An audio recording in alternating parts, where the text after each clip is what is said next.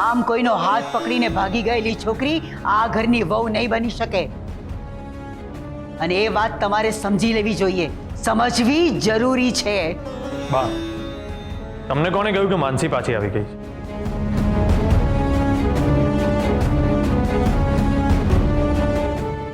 એવું કંઈ નથી થયું.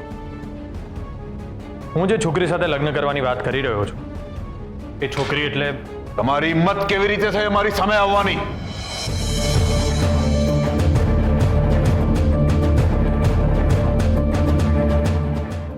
જય સોમનાથ.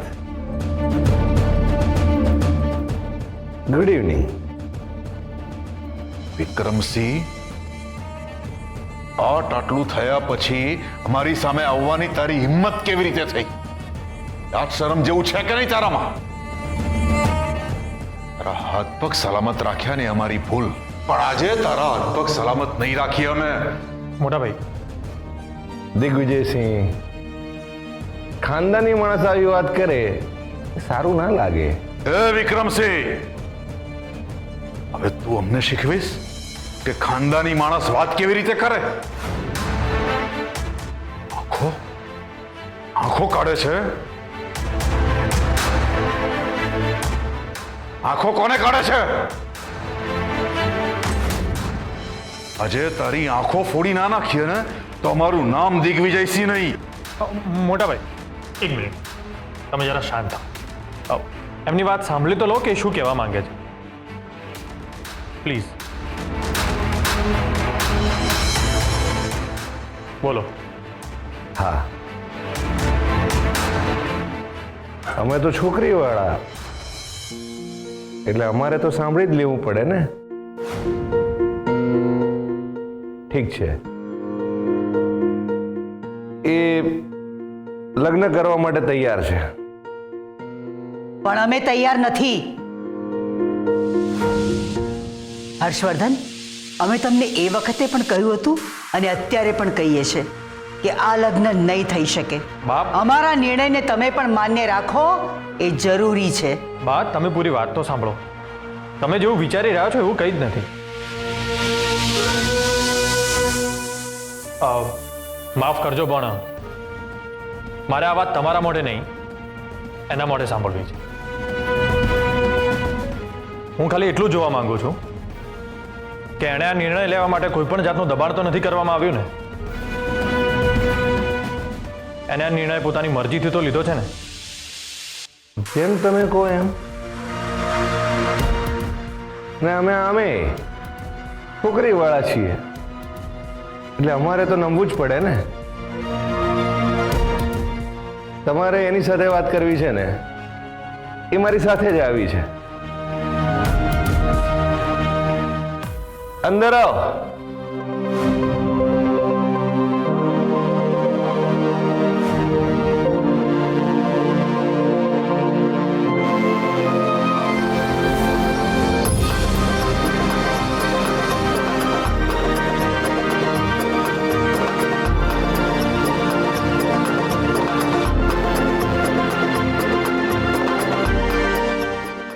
અહીંયા શું કામ આવી હશે?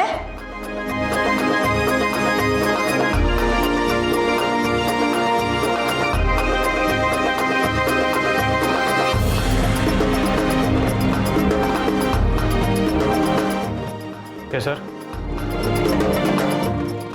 જે પ્રશ્ન મેં તારા ઘરવાળાની સામે તને પૂછ્યો હતો એ જ પ્રશ્ન હવે હું મારા ઘરવાળાની સામે પૂછું છું.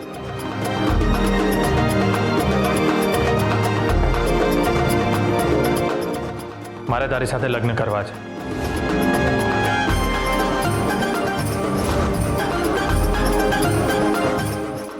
તું લગ્ન કરવા તૈયાર છે?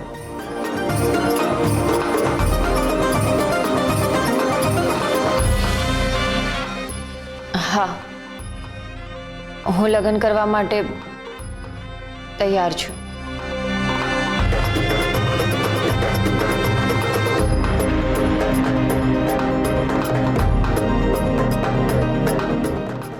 વિક્રમસિંહ, આ શું નવું નાટક શરૂ કર્યું છે? મારા પરિવારની આબરૂ સાથે જો રમત રમી છે ને તો તને બહુ મોંઘું પડશે. એક મિનિટ મોટા ભાઈ, તમે જરાક શાંત થાઓ. આમાં આ કઈ રમત નથી રમી રહ્યા. કેસરને સામે ચાલીને મેં લગ્ન માટે પૂછ્યું હતું. એના ઘરવાળાની સામે લગ્નનો પ્રસ્તાવ મેં મૂક્યો છે. હર્ષવર્ધનસિંહ, તમારું મગજ તો ઠેકાણે છે ને? કે પછી આ વિક્રમસિંહે તમને કોઈ જાદુ ટોણાની ફાકી ખવડાવી દીધી છે? આ વેત જેવડી છોકરીએ અમારું અપમાન કર્યું હતું એ ભૂલી ગયા તમે? હા, તો તમે પણ એનો હિસાબ ચૂકતે કરી જ લીધો ને મોટા ભાઈ. તમારું અપમાન થયું એના કરતા વધારે અપમાન તમે આમનું કર્યું જ છે ને. અને માનસી જતી રહી એ વખતે પણ તમે આમનું ઘણું બધું અપમાન કર્યું હતું, હે ને? ભૂલી ગયા મોટા ભાઈ?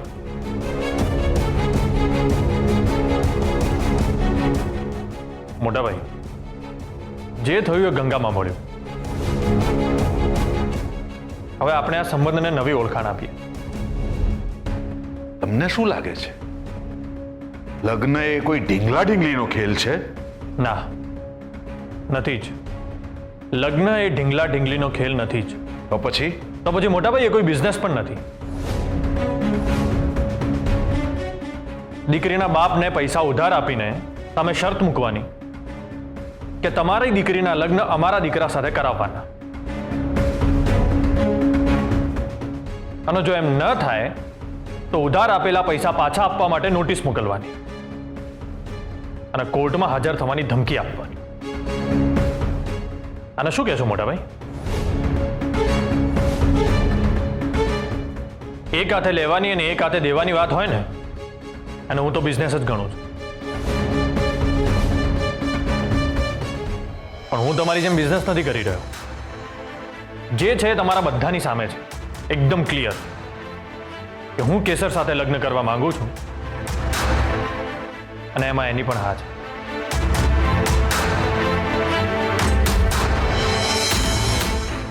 અને મેં કન્ડિશન અપ્લાય જેવું કંઈ રાખ્યું જ નથી. છોકરાને છોકરી ગમી ગઈ એટલે વાત પતી.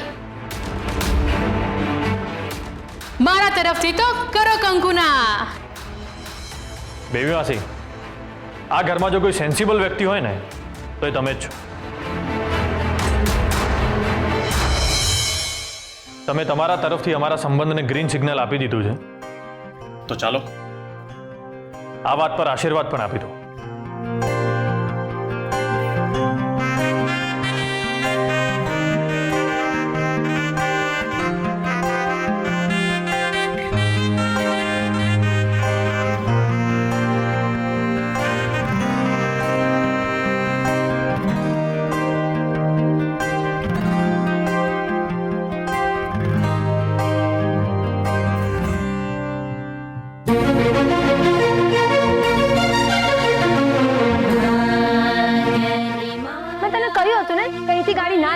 આજે પકડાયો હોત ને તો હાથ કડી પહેરવી પડત આપણે.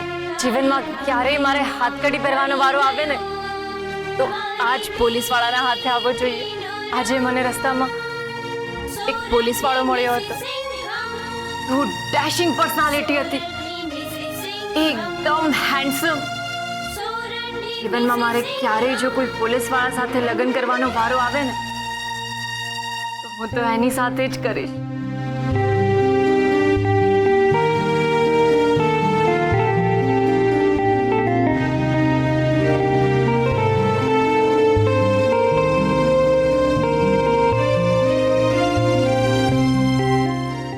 સુખી થાઓ.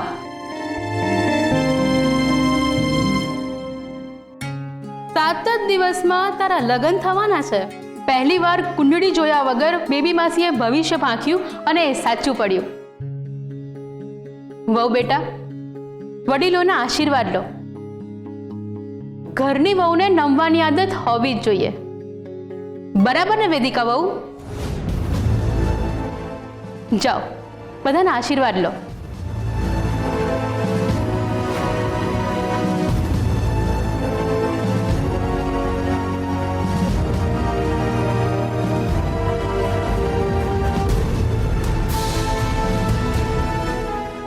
અમારી ભૂલ છે, અમને માન્ય છે.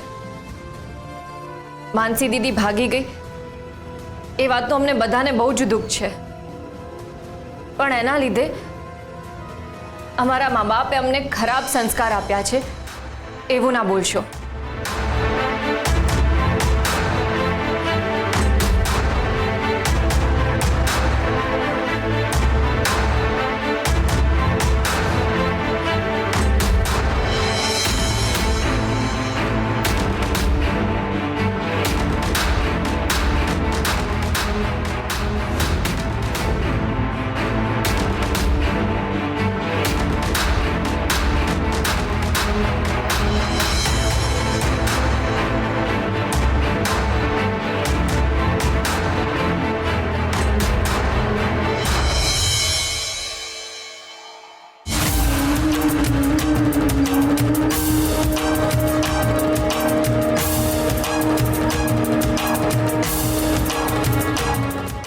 હું આવું છું.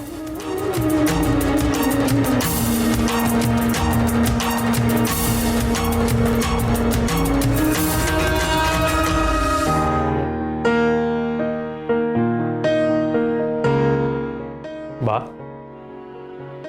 હું જાણું છું કે આપણા પરિવારની આબરૂ તમારા માટે સૌથી વધારે મહત્વની છે, અને તમે પણ જાણો છો કે આપણા પરિવારની આબરૂ પર ડાઘ લાગે એવું હું કાંઈ નહીં કરું. બા, મારા ઉપર વિશ્વાસ રાખો. હું જે કાંઈ પણ કરી રહ્યો છું ને એ આપણા પરિવારની આબરૂ જળવાઈ રહે ને એટલા માટે જ કરી રહ્યો છું. બા, આ લગ્ન માટે હું તૈયાર છું, કેસર તૈયાર છે, ઇવન વિક્રમસિંહ પણ તૈયાર છે. તો તમને શું વાંધો છે બા? વાંધો અમને કાંઈ નથી, પણ અમારે એમની સાથે જરા વાત કરવી છે.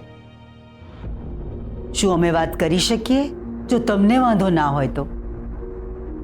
હા, ચોક્કસ. તો બોલાવો એમને. હું બોલાવી લઉં.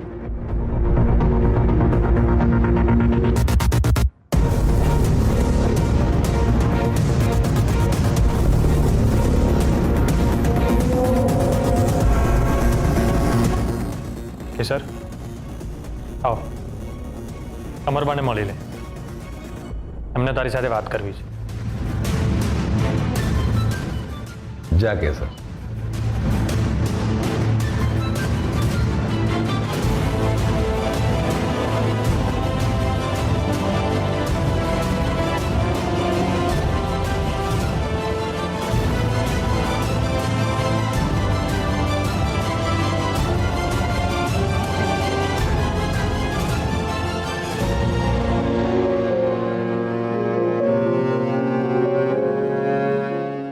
બા,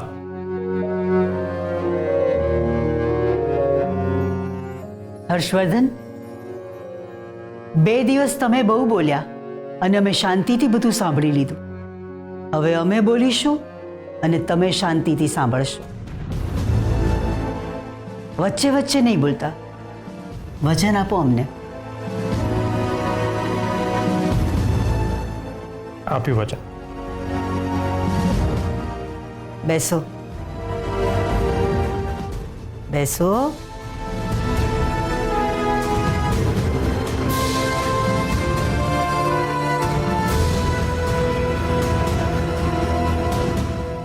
અમે ધાર્યું પણ નહોતું કે તમારી સાથે આ વિષય ઉપર વાત કરવી પડશે. તમારામાં છોકરમત છે. અમારા માટે તમારું મહત્વ એટલું જ છે કે તમે થનાર વહુના નાના બહેન છો, એનાથી વિશેષ બીજું કાંઈ નહીં. એટલે તમારું મહત્વ વધી જશે એવી ગેરસમજણ ના કરતા. જેટલી ચાદર હોય એટલા જ પગ ફેલાવજો. બા, તમે અપમાન કરી રહ્યા છો.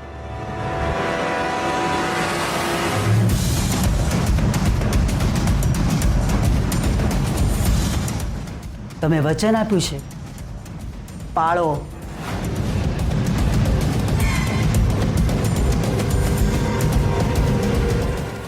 કેસર, જો તમારી બહેન સાથે આ લગ્ન થયા હોત તો તમારી સાથે મળવાનું ને બોલવાનું બહુ ઓછું હોત. સાવ શૂન્ય જ સમજો.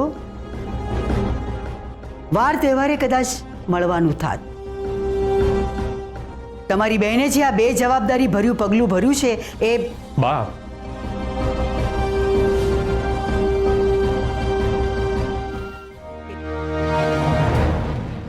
એના લીધે જે કંઈ પણ થયું છે તે એમાંથી માર્ક કાઢવા અને અમારા પરિવારની આબરૂ જળવાઈ રહે એટલા માટે હર્ષવર્ધને જે નિર્ણય લીધો છે એ અમારે મજબૂરીમાં સ્વીકારવો પડે છે અને આ અમે જીવનભર નહીં ભૂલીએ. ત્યાં સુધી કે મને માંડવે આવીને કોઈ પણ પ્રકારની વિધિ કરવામાં જરાય ઈચ્છા નથી. એટલે જ તમારી સાથે વાત કરવા તમને અહીંયા બોલાવ્યા છે. હવે અમે જે કંઈ કહીએ એ ધ્યાનપૂર્વક સાંભળશો અને જીવનભર યાદ રાખજો.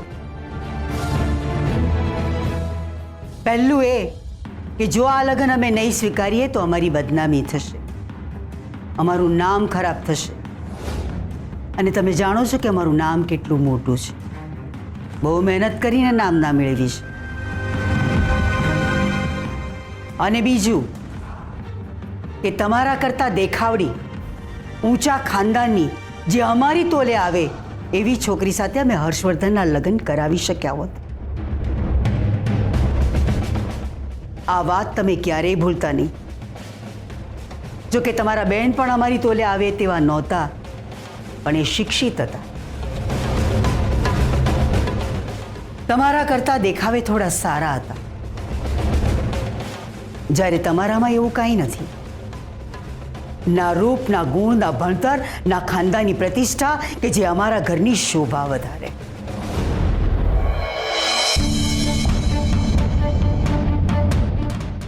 માત્ર ને માત્ર મજબૂરીમાં અમે તમને આ ઘરની વહુ બનાવીએ છીએ, એ વાત તમે ક્યારેય ભૂલતા નહીં.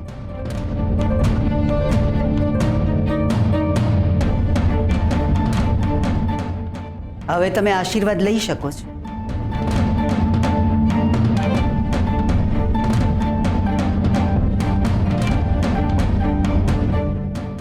અમારા ઘરમાં તમને કોઈ તકલીફ નહીં પડે. જ્યાં તમારા સપનાઓનો અંત થાય છે ને ત્યાંથી અમારા વૈભવની શરૂઆત થાય છે. એટલે જે કંઈ પણ તમને દાનમાં મળ્યું છે ને એ ભૂલતા નહીં.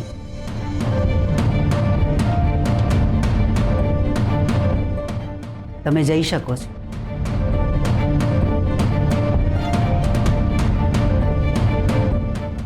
બા, અમે કેસર સાથે આવી રીતે કેમ વાત કરી? હર્ષવર્ધન, તમારા લગ્ન છે એટલે બધું તમે નક્કી નહીં કરો. પણ બા, તમે જે નિર્ણય લીધો એ અમે સ્વીકારી લીધો ને, તો અમારી થનાર વહુ સાથે અમારે કેવી રીતે વાત કરવી એ અમને નક્કી કરવા દો. આજ પછી અમારા સાસુઓની વચ્ચે નહીં બોલતા. હવે આમ મોઢું લટકાવીને ના ઊભા રહો. બોલો, જે કંઈ થયું એ ગંગામાં ભળ્યું. હવે કાલે તમારા લગ્નનું મુહૂર્ત છે. કાલનો દિવસ તમારો છે. હવે જાઓ, જઈને આરામ કરો. કાલે તમારે વ્યવસ્થિત દેખાવાનું છે. વ્યવસ્થિત દેખાવું જરૂરી છે. બા, અત્યારે તમે કેસર સાથે જે રીતે વાત કરીને એનું તમને પાછળથી દુઃખ થશે. કારણ કે તમે બહારથી જેટલા કઠણ છો ને અંદરથી એટલા જ નરમ છો. એકદમ કોમળ હૃદય છો. અને આ વાતની કેસરને પણ એક દિવસ જાણ થશે. એને જાણ થવી જરૂરી છે અમારા માટે. જાઉં છું.